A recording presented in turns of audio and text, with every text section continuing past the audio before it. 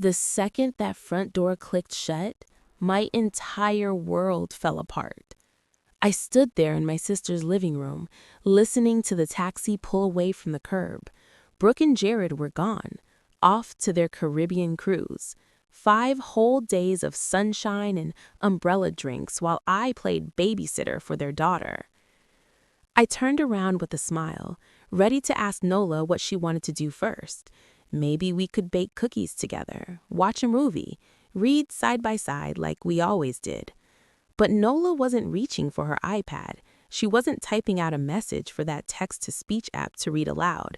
She was just standing there, staring at me, with an intensity I had never seen in her 8 years of life. And then my niece, the child I believed was born mute, the little girl who hadn't made a single sound since she was a toddler, opened her mouth. "Auntie, don't drink the tea Mom made. She plotted something bad." Her voice was clear, perfect, like she'd been speaking her whole life. My blood turned to ice water in my veins. Let me back up. About 6 hours, actually, because I need you to understand how I got here, how I ended up standing in my sister's house, discovering that everything I thought I knew about my family was a carefully constructed lie. My name is Lisa Rains. I'm 32 years old. I work as an accountant at a mid-sized firm in Columbus, Ohio. Exciting stuff, I know. While other people dream about exotic vacations and romantic adventures, I dream about perfectly balanced spreadsheets. My therapist says I use numbers to feel in control. My therapist is probably right. That morning started normally enough. Saturday coffee, quiet apartment. I was actually enjoying the peace when my phone rang. Brooke, my older sister, 6 years between us, but sometimes it felt like 60. Her voice was honey sweet, which should have been my first warning sign. Brooke only used that voice when she wanted something. "Lisa, I have the biggest favor to ask." Turns out she and Jared had booked an anniversary cruise, 5 days in the Caribbean. Very romantic, very last minute, and they needed someone to watch Nola. "Of course," I said, because that's what I always said to Brooke. I'd love to spend time with her. And I meant it. I genuinely adored my niece. Even though communicating through an iPad was sometimes exhausting, there was something special about Nola. She had these big, watchful eyes that seemed to absorb everything around her. When I read to her, she'd lean against my shoulder, and I could feel her relaxing, like my voice was a safe place for her. See, Nola was born with a rare condition. At least, that's what Brooke always told everyone. Something neurological that affected her ability to speak. The doctors caught it when she was about 3. Brooke said nothing could be done. I never questioned it. Why would I? She was my sister. Mothers know their children. Besides, I wasn't around much during Nola's early years. I'd taken a job in Chicago right after she was born. Good opportunity, couldn't pass it up. I'd fly home for Christmas, maybe a weekend here and there. By the time Nola was 3, she was already silent. Brooke had already crafted the whole narrative. I moved back to Ohio 2 years ago when our mom got sick. Cancer, the slow, terrible kind. I wanted to be closer, wanted to help. During those months, I started spending more time with Nola, reading to her, bringing her books, just being present. Even without words, we built something real. Our dad, Harold, had died 3 years before Mom. Heart disease. He was the quiet, steady type, the kind of man who fixed things and didn't complain. After he was gone, it felt like the family lost its anchor. When Mom finally passed 14 months ago, she left behind a trust, about $1.2 million, their entire life savings, Dad's life insurance, everything. The terms were clear. Both Brooke and I had to sign for any major withdrawals. Mom was smart that way. She also left me the family home since Brooke already owned property at the time. I thought it was fair. Now I wonder if Mom knew something I didn't. Anyway, back to that Saturday morning. I drove over to Brooke's house around noon. Nice place, big lawn, the kind of house that looks like a magazine cover. Brooke greeted me at the door with a hug, which was unusual. My sister wasn't really a hugger. "You're a savior, Lisa, truly." She looked perfect, as always. Hair done, nails done, designer luggage waiting by the door. Jared was loading bags into the taxi that had just arrived. He barely looked at me, just a quick wave, a mumbled hello. He seemed nervous, sweaty, but Jared was always kind of twitchy. I didn't think much of it. Brooke walked me through the house like I'd never been there before. Here's the kitchen, here's Nola's room, here's the remote for the TV. And then she opened the refrigerator and pulled out a large thermos with a yellow lid. "She made this for you," she said, pressing it into my hands. "Herbal tea for stress. You look tired, Lisa. You've been working too hard." Something about the way she said it felt off, too insistent. But I smiled and thanked her, because that's what I did with Brooke. I smiled and thanked her and never pushed back. She had always been the one with the solutions, even when I didn't ask for them. When I went through a bad breakup at 25, Brooke's prescription was lavender oil, green juice, and a vision board covered in George Clooney pictures. "Manifest your future husband," she'd say. I still have trust issues with vision boards. The taxi honked. Brooke hugged me again. 2 hugs in one day. Definitely weird. And rushed out the door. Jared followed without a word. I watched them climb into the car, watched it pull away. Then I closed the front door, turned around, and found Nola standing there like she was about to tell me the world was ending. "Auntie, don't drink the tea Mom made. She plotted something bad." I couldn't breathe, couldn't think. The thermos was still in my hands. Suddenly, it felt like a bomb. My niece, who I believed was born mute, had just spoken to me in a perfect, clear voice, and she was warning me that my own sister was trying to poison me. I set the thermos down on the counter like it was radioactive. My hands were shaking so badly I nearly dropped it. Then I turned back to Nola and sank down to my knees, bringing myself to her eye level. "Nola," I whispered, you can talk?" She nodded. Her eyes were huge, scared, but there was something fierce in them too, something determined. "I always could, Auntie. Mommy made me stop." The room tilted. I had to put a hand on the floor to steady myself. "What do you mean, made you stop?" And that's when my 8-year-old niece told me a story that ripped apart everything I thought I knew about my family. Nola wasn't born mute. She never had a neurological condition. That was a lie my sister had been telling for 5 years. Until she was 3, Nola talked like any normal toddler. She said her first words, learned new ones every day, sang songs, asked a million questions, said "I love you" at bedtime. Then one afternoon, everything changed. Nola was playing upstairs in her room. She got thirsty, so she crept downstairs to get some juice. Mommy was in the kitchen, talking on the phone. She didn't notice the little girl standing in the doorway. Nola heard words.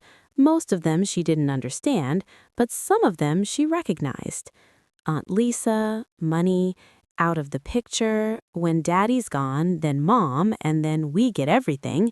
She trusts me completely. She's so stupid. Nola was 3 years old.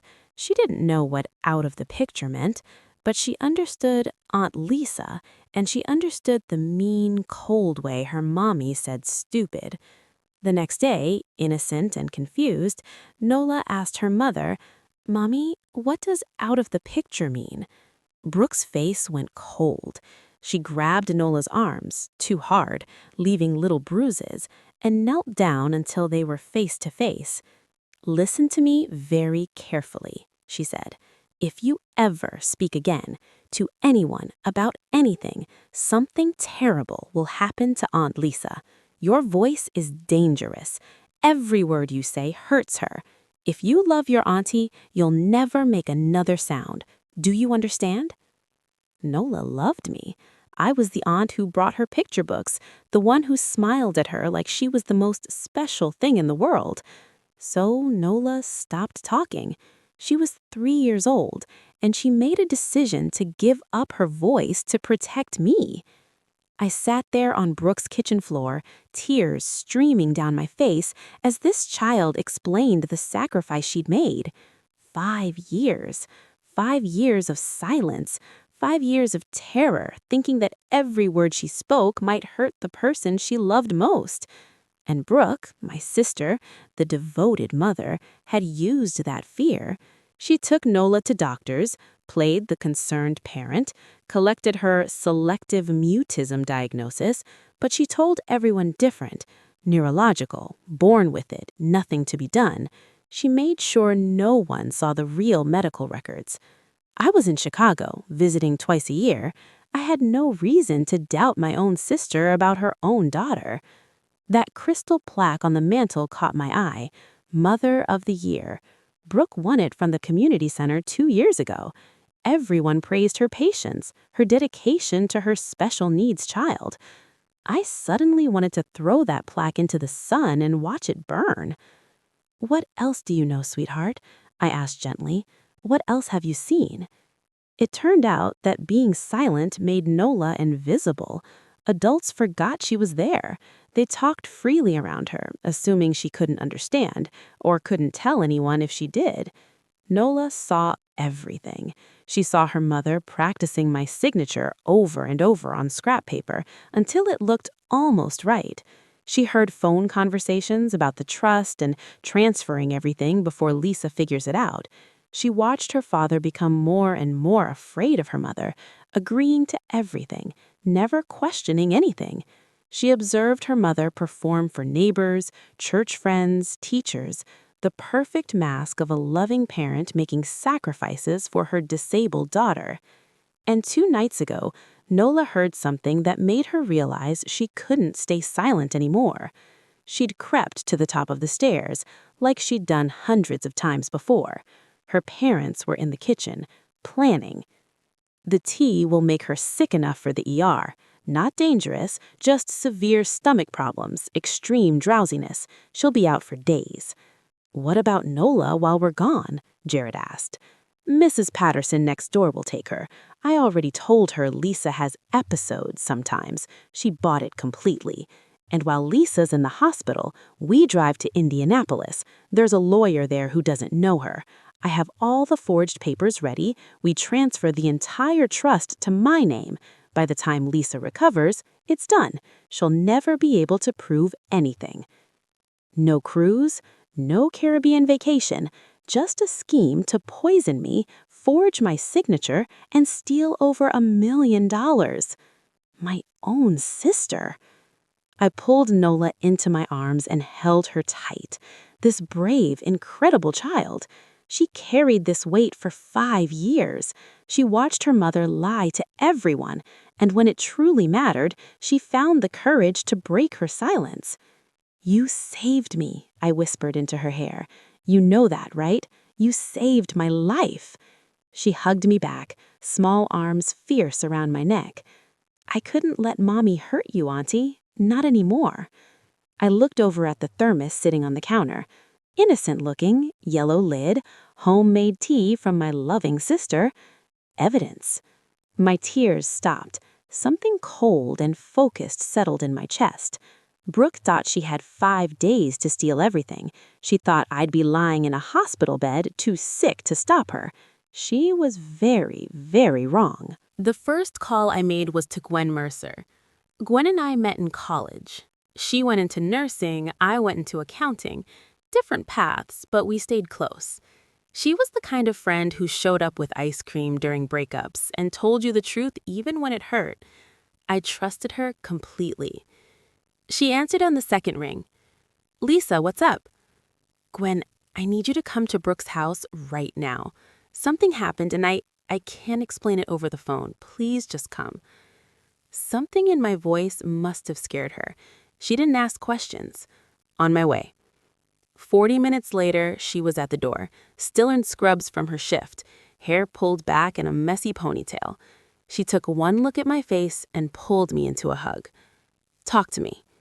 So I did. All of it. The tea, the scheme, and Nola.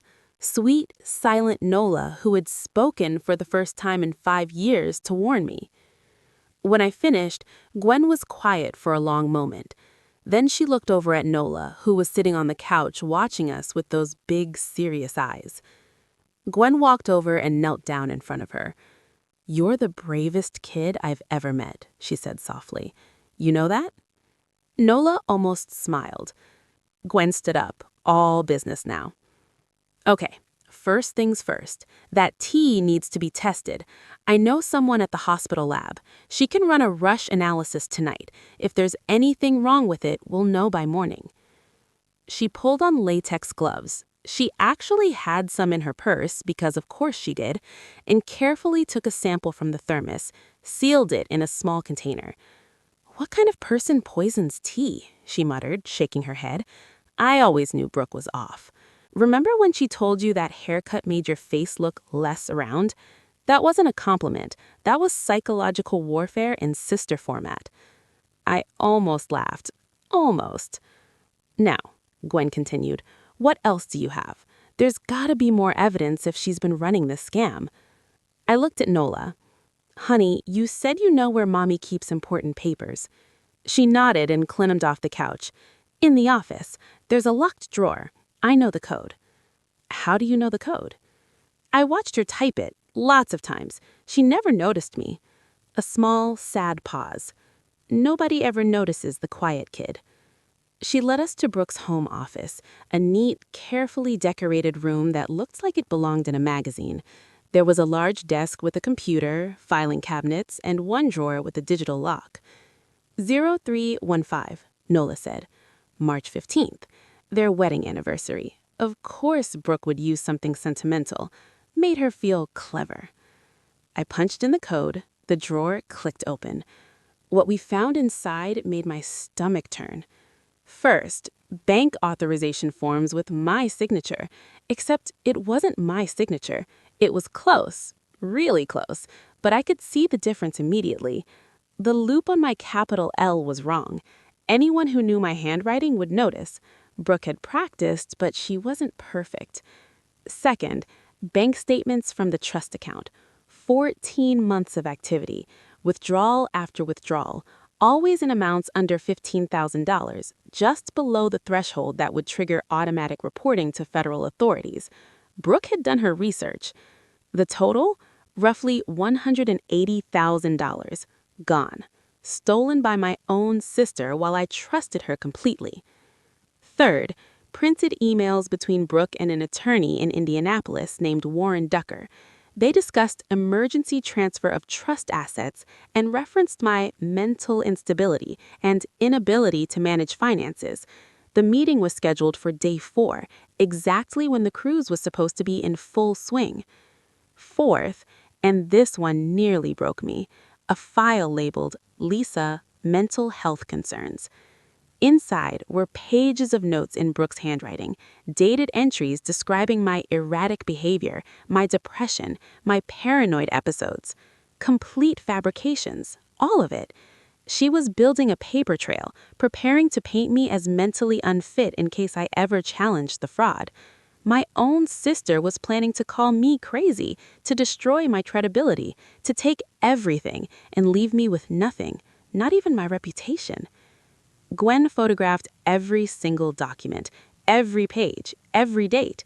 "This is premeditated fraud," she said grimly. "This isn't some impulsive thing. She's been planning this for over a year." I was already organizing the information in my head, accountant brain picking in. Dates, patterns, the amounts withdrawn each month, the signatures that didn't quite match. Numbers don't lie, and these numbers told a very clear story. Then Gwen's phone buzzed. Her contact at the lab, working the overnight shift, had rushed the tea analysis. The results? A concentrated combination of a powerful laxative compound and a sedative herb, not lethal, but absolutely incapacitating. Anyone who drank it would be violently ill and barely conscious for 48 to 72 hours. Hospital level sick, exactly like Nola said. Brooke wasn't trying to kill me. She was too smart for that. She just needed me out of commission long enough to steal everything. I thought about my emergency savings account, $8,000 tucked away in a separate bank that nobody knew about. A financial advisor told me years ago to always have walk-away money. I'd followed that advice quietly, never mentioning it to family. Now, that money was going to fund my fight. Sometimes boring financial planning saves your life. There was one more call to make. Kevin Calloway. We were in the same study group in college. He went to law school while I went into accounting. Now he was an assistant prosecutor in Franklin County. I called him, explained everything. When I finished, there was a long silence.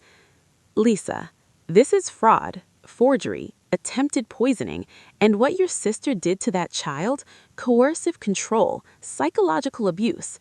That's serious, very serious. What do I do? You let me handle the legal side. I'll coordinate with local police and reach out to the FBI. This crosses state lines, which makes it federal. We'll contact the Indianapolis attorney, too. He might be an unwitting participant, or he might be in on it. Either way, we find out. He paused. And Brooke, she can't know you're onto her. If she gets spooked, she could disappear with whatever money she has access to. You need to make her think her plan is working perfectly. I looked at the thermos, still sitting on the counter, innocent-looking, yellow lid. I had to pretend I drank it, pretend I was sick, pretend I was incapacitated while my sister drove to Indianapolis to rob me. 3 days of acting, the performance of my life. I can do that, I said, and I meant it. Day 2. Time to become an actress. I sat in Brooke's living room, staring at my phone. Nola was beside me on the couch, quiet but watchful. Old habits die hard. Even now that she could speak freely, she still observed everything with those careful eyes. I dialed Brooke's number. It went straight to voicemail, which I expected. If she was really on a cruise, she'd have limited cell service. Of course, she wasn't on a cruise. She was in a hotel in Indianapolis preparing to steal my inheritance. But I had to play along. I made my voice weak, shaky, pathetic, the kind of voice someone uses when they're barely holding it together. Brooke, something's really wrong. I've been so sick all night, throwing up, dizzy. I can barely stand. I think I need to go to the hospital. Nola is okay. Mrs. Patterson can take her if I have to go to the ER. I'm so sorry to ruin your trip. I'll figure it out. I hung up. My hands were steady. My heart was cold. Gwen, who was sitting across from me, gave me a thumbs up. Oscar-worthy performance. Really? The quiver in your voice at the end? Chef's kiss. Thanks. I learned from watching Brooke fake emotions my whole life. 2 hours later, my phone buzzed. A text from Brooke. Not a call, not a worried voicemail demanding to know which hospital, not a frantic message asking to speak to her daughter. A text. Oh no, feel better soon. Don't worry about Nola. Mrs. P is great with kids. Rest up and take care of yourself. See you in a few days. Pink heart emoji. I stared at that pink heart emoji for a long time. My sister might have poisoned me.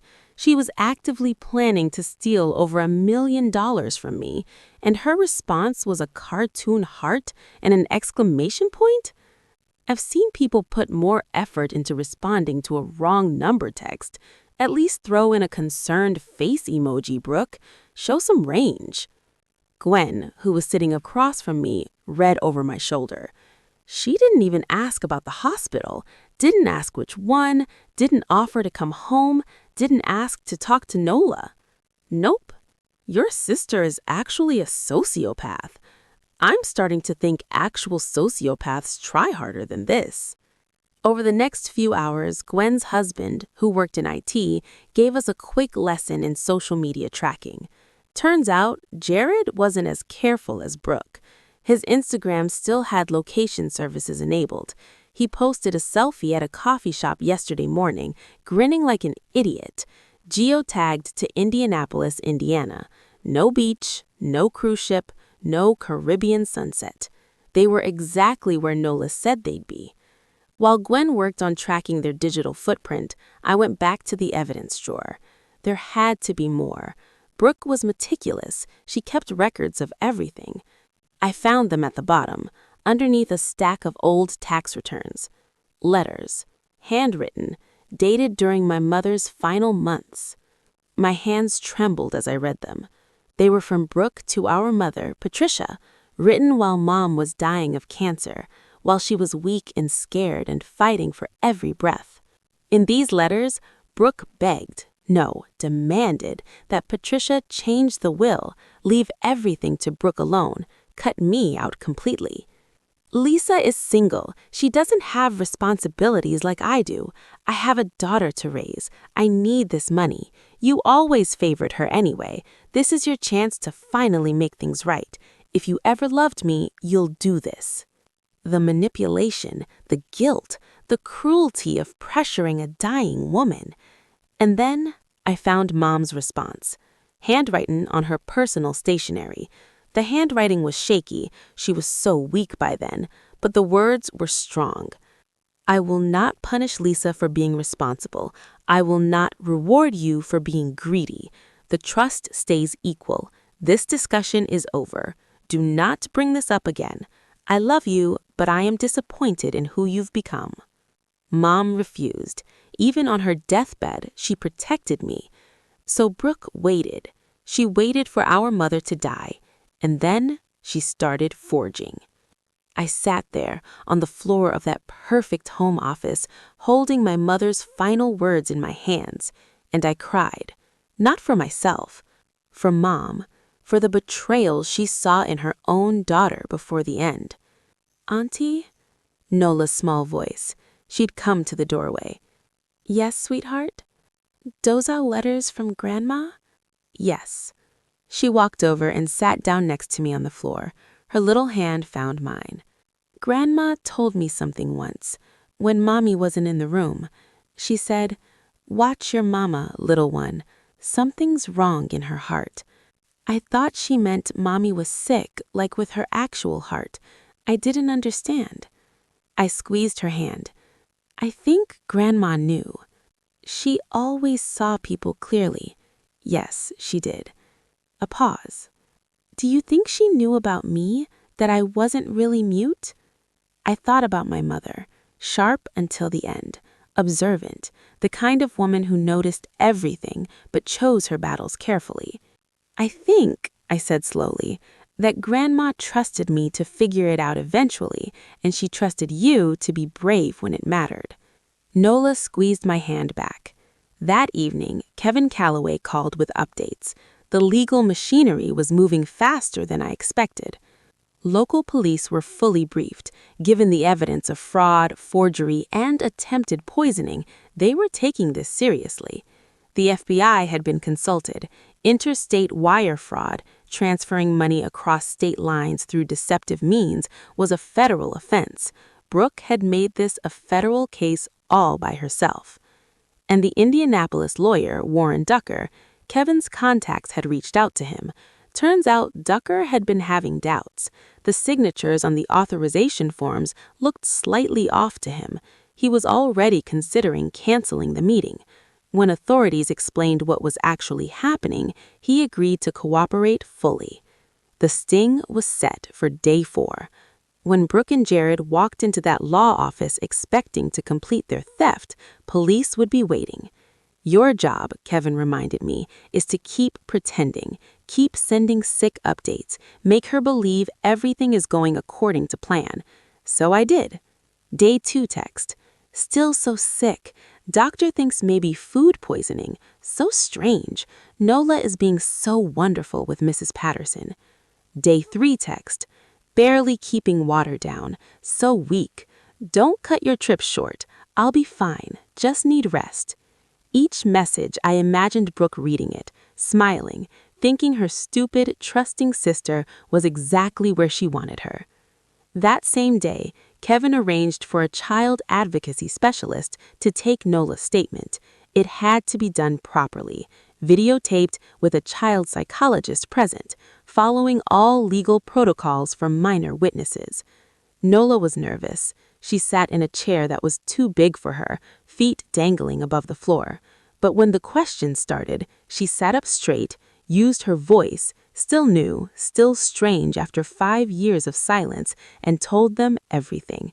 What she heard when she was 3, the threats, the fear, the decision to stop speaking, the years of watching and listening, the night she overheard the plan about the tea. When it was over, she looked at me through the observation window. That's the most I've talked since I was 3. My voice is tired, but it feels good, like I've been holding my breath underwater for years, and I finally came up for air. I squeezed her hand. "One more day," I told her. "One more day, and this is over." She nodded against my shoulder. "One more day." Day 4. Indianapolis, Indiana. 10:15 in the morning. Warren Ducker's law office. 3rd floor of a professional building with a nice view of downtown that nobody was going to enjoy today. I wasn't there in person. Kevin set up a secure video feed so I could watch from Brooke's living room. Nola sat beside me, holding my hand. Gwen was on my other side. We watched the lobby camera as Brooke and Jared walked through the front door. Brooke looked perfect. Professional dress, modest jewelry, concerned expression carefully arranged on her face.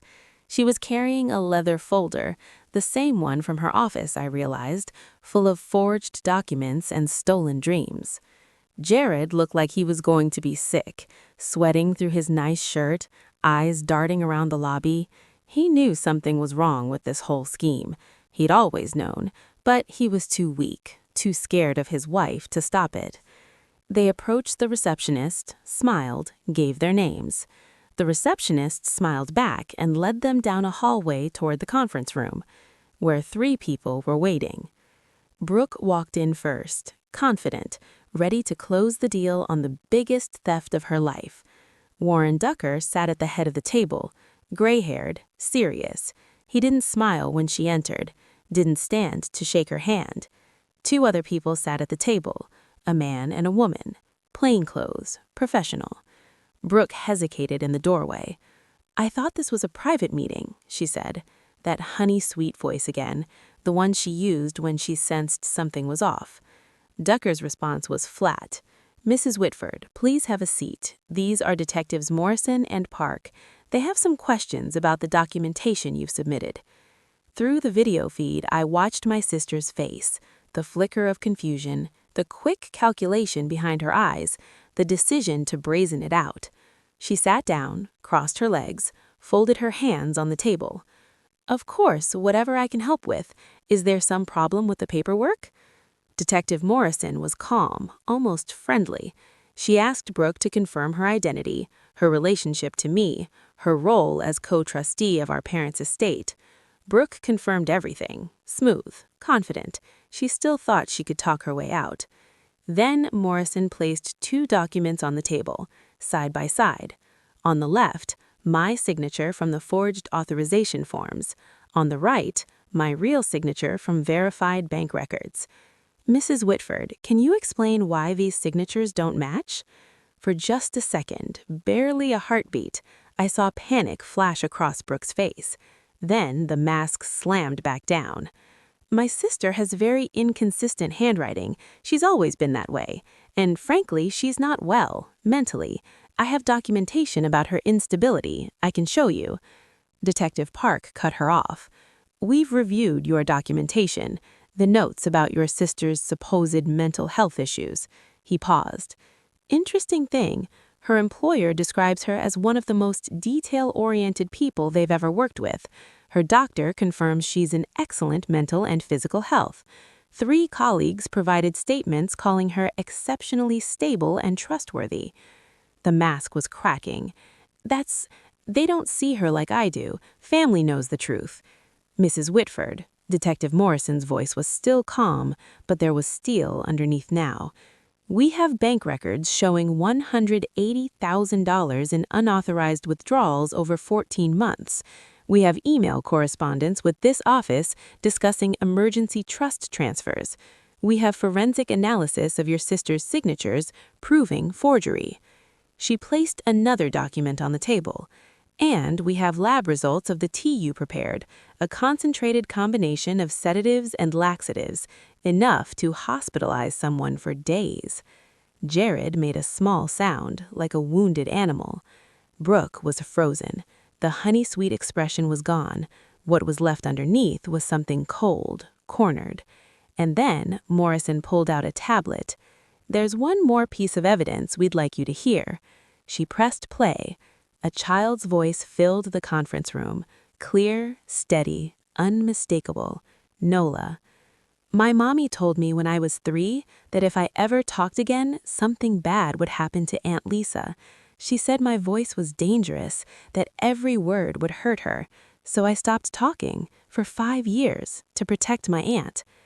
The recording continued, Nola describing what she'd overheard, the phone call when she was 3, the night before the cruise, every detail delivered in that careful, serious voice. "I couldn't let my mommy hurt my Aunt Lisa. She's the only one who ever really saw me. Even when I couldn't talk, she listened." The recording ended. Silence. Brooke stared at the tablet like it had grown teeth and bitten her. She can't, she's mute. She's been mute since she was 3 years old. She can't talk. This is fabricated. You fabricated." "Mrs. Whitford." Detective Morrison's voice was quiet now, almost gentle. The gentleness made it worse. "You just confirmed that you believed your daughter couldn't speak, but according to medical records, the real ones, not what you told your family, Nola was diagnosed with selective mutism, a psychological condition often caused by trauma or fear." She let that sink in. "Your daughter stopped speaking because you terrorized her into silence for 5 years. That's child psychological abuse, added to fraud, forgery, and attempted poisoning." Brooke's face twisted. The mask didn't just crack, it shattered completely. What came out was ugly, raw, the real Brooke, finally visible. She was supposed to stay quiet. She was never supposed to— "Brooke," Jared's voice, shaking. "Just stop. Just stop." He turned to the detectives. "I want a lawyer, a separate lawyer. I'll cooperate. I'll tell you everything. She planned all of it. The signatures, the transfers, the tea. I was scared of her. I'll testify. Whatever you need." Brooke turned on him with a fury that made even the detectives tense. "You pathetic coward. After everything I did for us?" "Mrs. Whitford," Detective Park stood. "You're under arrest. Please stand and place your hands behind your back." The handcuffs clicked around her wrists. She was still talking, still trying to explain, to justify, to manipulate. But there was no one left to manipulate. Everyone in that room had seen the evidence. Everyone had heard her own daughter's testimony. She was led out of the conference room, out of the building, into a waiting police car. I watched through the video feed as my sister, the golden child, the perfect mother, the woman who had terrorized a 3-year-old into silence and tried to poison her own sister, disappeared into the back of that car. I felt Nola squeeze my hand. I looked down at her. "It's over," she whispered. "It's over." Gwen let out a long breath. "Well, I guess they'll want that Mother of the Year plaque back. Think we should mail it to her at her new address behind bars?" I almost laughed. Almost. Justice was coming, but there was one more thing I needed to do. 2 weeks later, Franklin County Family Court. The courtroom was small, functional, not the grand, dramatic space you see in movies, just a room with fluorescent lights and uncomfortable chairs and a judge's bench that had seen 1,000 broken families. But today, something was being put back together. I sat at the front table in my best professional outfit, the same one I wore to important client meetings. This was more important than any client meeting I'd ever had. Nola sat beside me. She'd picked out her own dress that morning, purple, her favorite color. She'd brushed her own hair. She was nervous, I could tell. Her foot kept bouncing under the table, but she wasn't silent anymore. The judge reviewed the case file. Brooke's arrest, the fraud charges, the forgery, the attempted poisoning, the 5 years of psychological abuse inflicted on a child. Jared had signed away his parental rights in exchange for cooperation with prosecutors. He'd known about everything. He'd done nothing to stop it. He didn't deserve to be Nola's father. And somewhere in that weak, cowardly heart of his, he knew it. The judge looked up from the papers. He was an older man with kind eyes behind wire-rimmed glasses. "I reviewed the emergency custody petition," he said. "Given the circumstances, the arrest of the mother, the cooperation of the father, and the extensive documentation of psychological abuse, I'm prepared to rule." He turned to look at Nola directly, not at me, at her. "Young lady, I understand you've recently started speaking again after many years of silence. That took tremendous courage." Nola nodded. She was gripping my hand so tight I was losing circulation.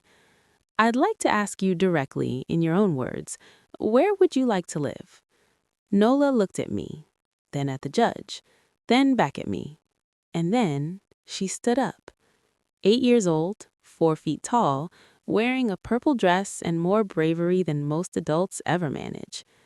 "I want to live with my Aunt Lisa," she said. Her voice was clear, strong, a voice she'd given up for 5 years to protect someone she loved. "She's the only one who ever really saw me. Even when I couldn't talk, she listened. She read me books, she sat with me. She never made me feel like something was wrong with me." She paused, then added, "Also, she makes really good pancakes." Quiet laughter rippled through the courtroom. Even the judge smiled. He signed the papers. Emergency custody granted to Lisa Raines. Walking out of the courthouse, I couldn't stop looking at Nola. She was chattering away about the courtroom, about what she wanted for lunch, about a bird she saw on the window ledge, about whether we could get a dog someday. 5 years of silence, now she couldn't stop talking, and I wouldn't have it any other way. That evening, we had dinner in my apartment. Our apartment now. I'd already converted the spare room into Nola's bedroom. Purple walls, her choice, bookshelves everywhere, a cozy reading corner by the window.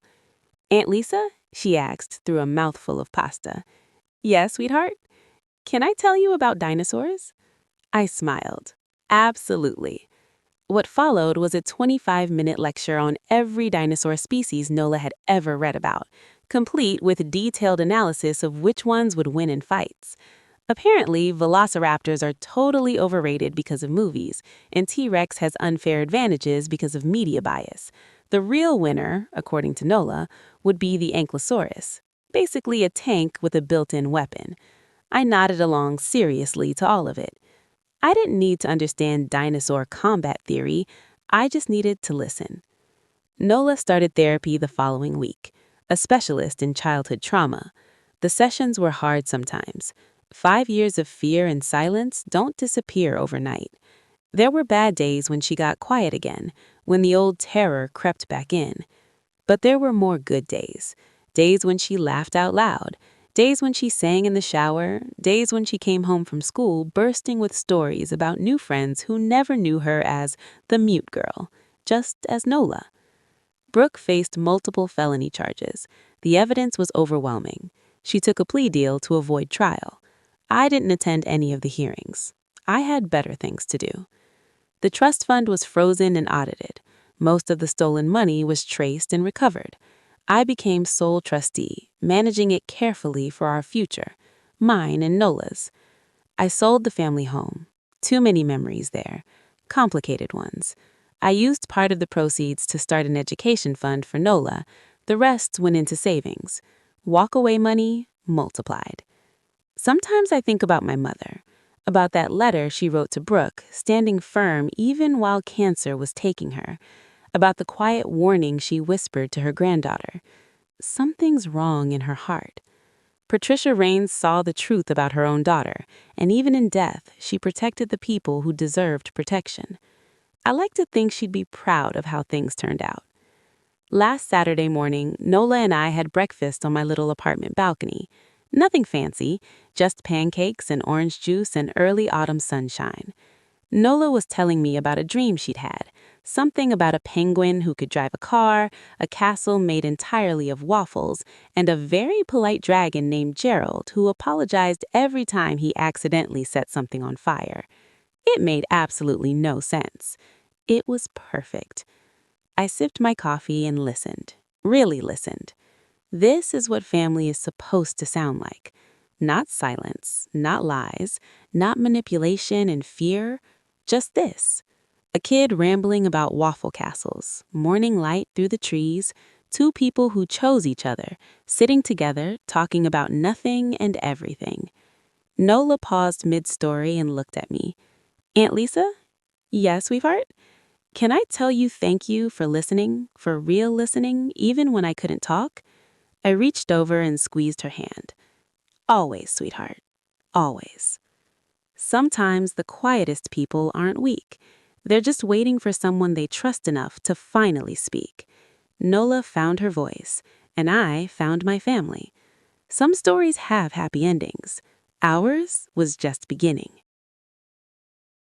If Nola's courage gave you chills the way it gave me chills, do me one small favor. Hit that subscribe button. Turn on notifications because every week I share stories just like this one. Stories about ordinary people who find extraordinary strength when everything falls apart. Now, I want to hear from you. Drop a comment below and tell me, what part of this story shocked you the most? Was it Nola breaking her 5-year silence? That cold little heart emoji from Brooke? Or maybe it was that Mother of the Year plaque still sitting on the mantle while she planned the whole thing? I read every single comment, every one, and honestly, your words inspire what I create next. Thank you for being here. Thank you for listening until the very end. Now, there's another story waiting for you right on your screen. Click it. Trust me, you won't be able to stop watching. I'll see you in the next one.